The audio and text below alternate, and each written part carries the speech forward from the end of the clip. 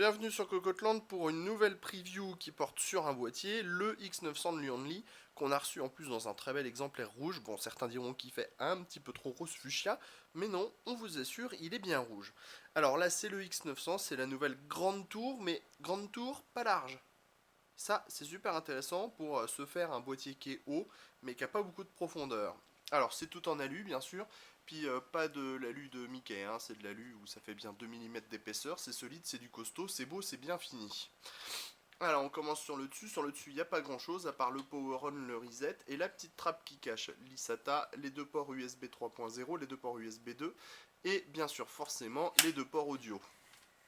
Si on descend un peu plus, on remarque une baie 5,25 pouces avec son cache lecteur, une deuxième baie à 5,5 pouces et une troisième qui sera aussi adaptable en 3,5 pouces.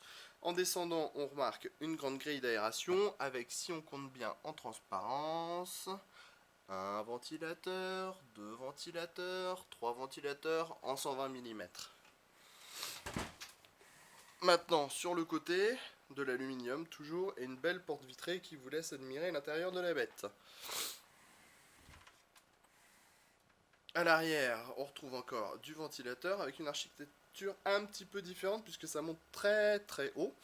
Donc ici, on a un potard pour régler les ventilos, ici du 120 mm, du 120 mm avec des diodes rouges bien sûr, emplacement IO Shield, les slots d'extension, 7 au total, et enfin l'emplacement de l'alimentation dans le bas avec deux passe-cloisons.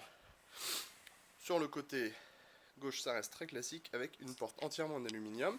On va essayer de vous montrer le dessus sans avoir d'accident, le dessous sans avoir d'accident, où on voit les pieds en aluminium, plastique et caoutchouc, comme souvent chez Lian Li, et le filtre destiné à l'alimentation. L'ouverture du boîtier est très intéressante. Alors, on a ici une petite vis à main qu'on dévisse et on tire ensuite sur la languette, pareil de l'autre côté au bout, et la porte vient. On tire légèrement et voilà, le boîtier est ouvert. Donc on découvre un châssis forcément tout rouge. On va commencer par le bas. Une cage HDD de 3 emplacements, montage par vis sur des rondelles en caoutchouc. Emplacement de l'alimentation dans le bas. Petite mousse aussi là. Ici les dispositifs pour le montage des cartes filles qui est très efficace chez Lian Li. Un ventilateur en 120 mm. Un autre ventilateur en 120 mm sur le dessus avec une nouvelle cage de 4 emplacements, toujours en 3,5 pouces. Pas de 2,5, c'est un peu dommage, il faudra utiliser des adaptateurs. Ici la cage 5,5 pouces avec le système de montage automatique qui est très efficace aussi et l'adaptateur 5,25 vers 3,5.